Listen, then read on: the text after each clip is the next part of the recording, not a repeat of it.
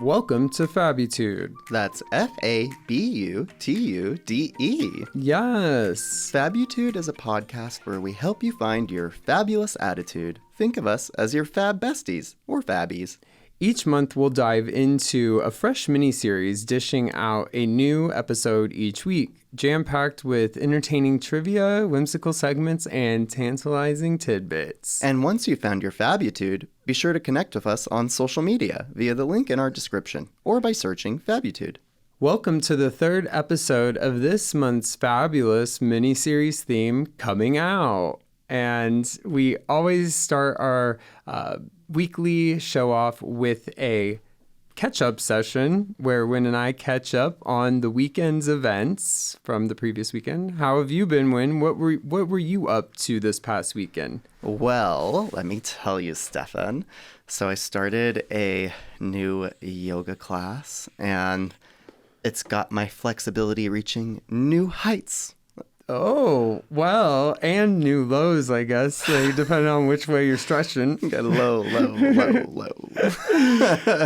You can do tricks. How have you been? I've been good. I just, basically rested all weekend again. This heat is kicking my butt. And, it's just been days upon days over 110 degrees. Yeah, you've got to start doing, I call them hot girl walks. Hot girl walks? It's where you just walk out in the heat and it's a hot girl walk. You become hot. Yeah, because you sweat out all your water weight. Oh, yeah.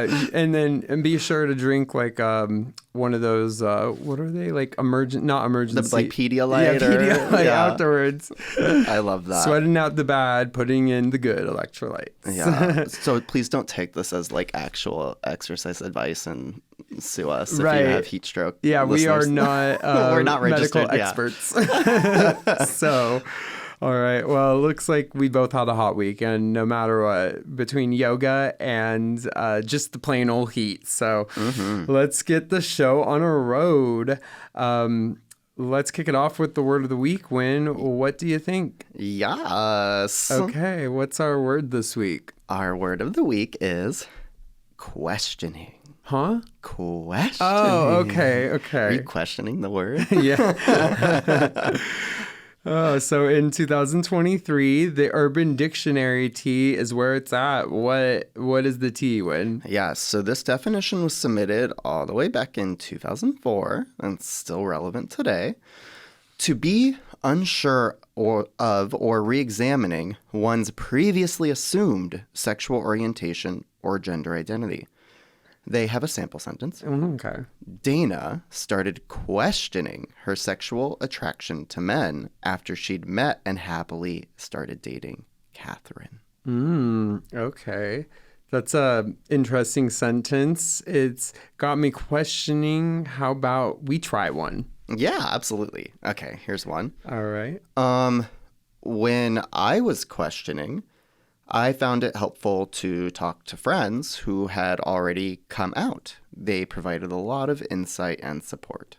Oh, that's a great one. Yeah, let's hear yours. Every time, and it's funny because every time you say win and I'm making the transcript, I have to go search for wins in it and try to change them to your name. If it's like the W, it automatically makes it when. The struggle of having a name that is also like a commonly used word. Right. Okay. So my sentence is, let's see here.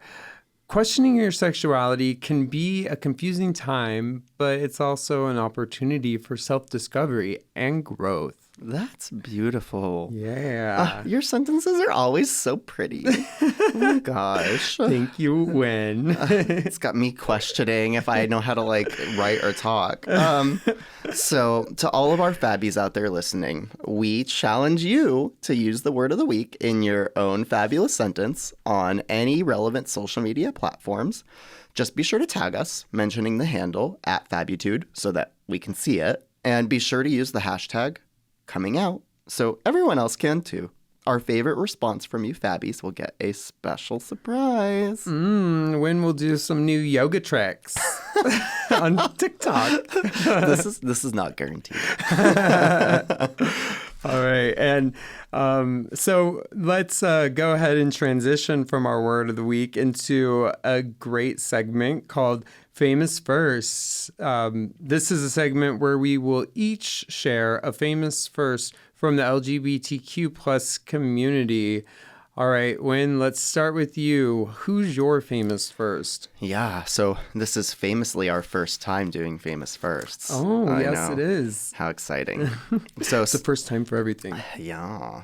Stephan, my famous first is Alan Turing. So Don't think I've heard of him, so now I have. Ooh, The okay. first time. Well, let me tell you. He was a British mathematician, a logician, like logic, right? And a computer scientist.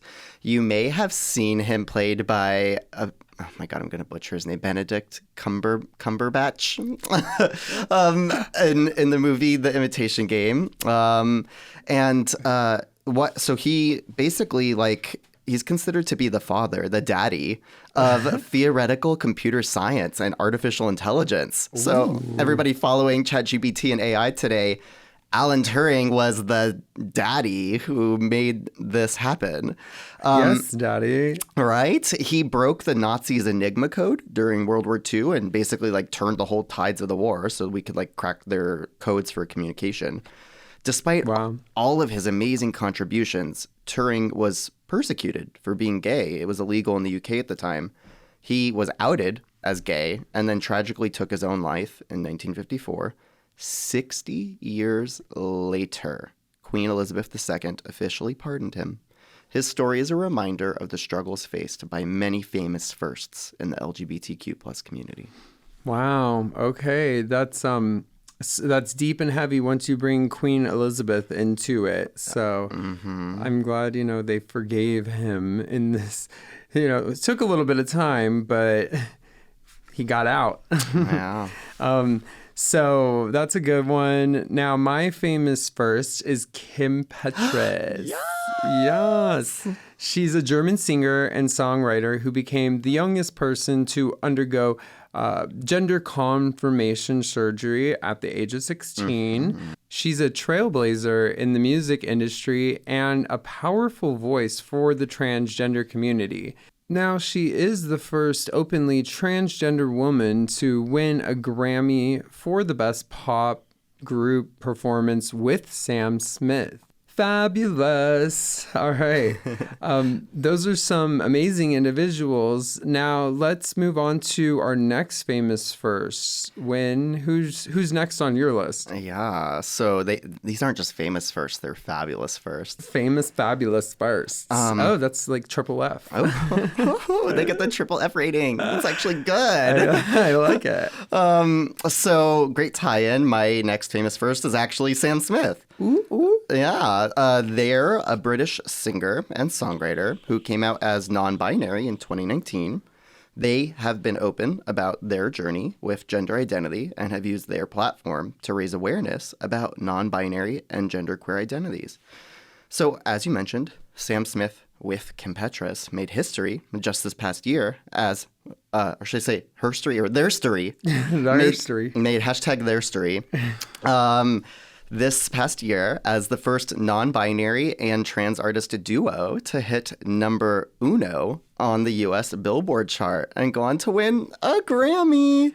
Love it, and love your use of their story. Hashtag. We'll need to include that in the post.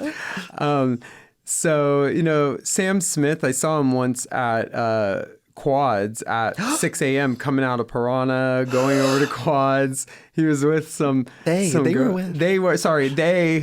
you, and they were with one of their friends, and it was, everybody was a hot mess. It was fun. Oh my gosh, I'm so glad that wasn't me in that situation at 6 a.m. I would have been messy. I would have been like, Sam! Hey, they! So it's like, I don't know you. It's not, hey girl, it's hey they.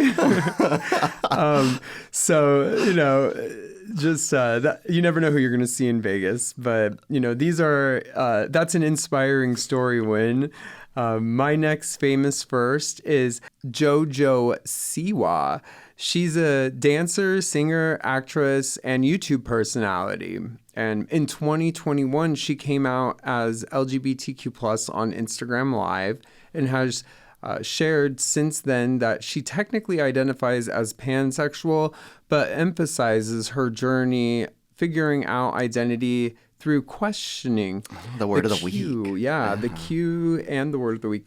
Her coming out was a significant moment for young LGBTQ plus individuals and their allies. A great example of how to navigate identity development and find safe spaces through social media. Yeah. I feel like like questioning doesn't get a lot of like visibility. The idea of like, I'm exploring my identity, especially like a famous, very visible person. Like, you're expected just to have an answer. Yeah. Like that's kind of goes back to what we talked about, like why some bi people may not like feel the need to come out and say, I'm bi, Yeah. Like, it's just a secret. So it's a special journey. Yeah, I agree. And we want to hear from you, our Fabbies. Who are your favorite or your fabulous famous first, the quadruple F. That's for us.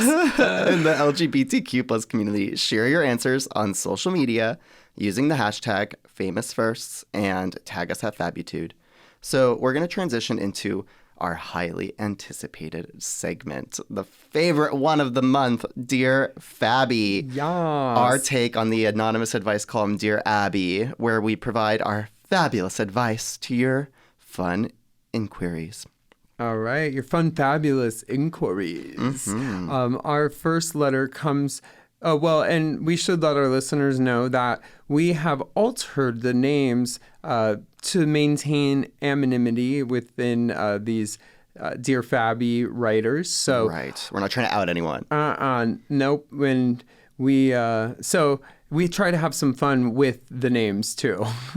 Our first letter comes from Questioning Quincy. Mm-hmm. Okay, so Quincy, and that's 2 Q's, by the way. Questioning Quincy writes, I think I might be gay, but I'm not sure. How can I know for sure? Wynn, what's your take? What's your fabulous advice for QQ? Yeah, so interesting to note, like, apparently there's, like, research that shows, like, the statistics of, like, Google searches. And a lot of people, like, Google search, like, how do I know if I'm gay, right? Like, literally they have to, like, ask Google, like, they don't know. And so I would say, well, Quincy, it's important to remember that it's okay to be unsure. Your sexual orientation, sexuality, how you express and explore can all be fluid. So it's okay to take your time to figure things out. You might find it helpful to talk to others who have gone through similar experiences or seek support from LGBTQIA plus organizations. For example, PFLAG is a great resource for people who are questioning their identities. They offer support groups and resources to help you navigate your journey. Check out your state or city to see where your local chapter of PFLAG meets. They also, I recommend the Trevor Project, which offers a safe space for young people to explore their feelings and identities. Remember, it's your journey and you get to decide the pace. Note to our Fabbies, if you are thinking about harming yourself, please get immediate support. Connect to a crisis counselor 24/7, 365 days a year from anywhere in the U.S. It is 100% confidential and 100% free. Call the Trevor Project at 1-866-488-7386. Yes. Well, thank you for that amazing resource, Wynn. It's always good to have support, and you can always find some if you just pull out Google or even these days, ChatGPT. I'm just wondering, does PFLAG have a flag? I Googled it, and it doesn't look like it. We'll just make it the rainbow flag. PFLAG used to stand for Parents for Lesbians and Gays, but they support more than just lesbian and gay people and more than just parents. So now they're just PFLAG. They just stuck with it and took the length out. Yeah. Make it an acronym. Got it. Yeah. LGBTQIA plus doesn't have like the same ring to it. Right. You know? Yeah, P flag's great. So it's okay to explore your feelings. You don't have to rush into label yourself. It's your journey, and you get to decide your pace. That's my two cents right there. So any other asks for advice? Yeah, our next letter comes from Gay Guru. Okay. He writes, "My friend just came out to me and I want to support him. How can I be a good mentor to a freshly out person, a gaybie?" Stephan, what's your advice for Gay Guru and their gaybie? Okay, 3Gs. All right. Well, Gay Guru, for your gaybie, the best thing you can do is be there for your friend. Listen to their experiences, validate their feelings, and offer advice when asked. It's best to keep it to when people ask. Don't want to offer any unsolicited advice, but remember, it's their journey and they get to navigate it in their own way. I agree with you, Stephan. But I do also think it's important to share your own experiences. Like, it can be comforting to know other people have gone through similar journeys, But I do agree, remember to respect their individual journey, not impose, like, your expectations on them, like, sort of telling them you have to be gay this way, like, oh, you can't do that, or, like, I think guide them, but don't, push yourself. Gotcha. Great words of wisdom. Again, there, some tantalizing tidbits, if you will. I feel tantalized. All right. Well, this has been the part 3 of the Coming Out miniseries. We explored the word of the week, questioning. We shared some famous firsts from the LGBTQ plus community and gave our fabulous advice to your fabulous queries. Yes. And so, if you are interested in learning more about any of the information shared during today's podcast, we always bring you the receipts, so you can check out the description for links to all of the information provided, see our sources. Yes, and don't forget to tune into next week for part 1 of masculinity versus femininity, the miniseries. Yes, so excited for that. And don't forget to follow us, subscribe, like, share, engage, and most importantly, Stay fabulous.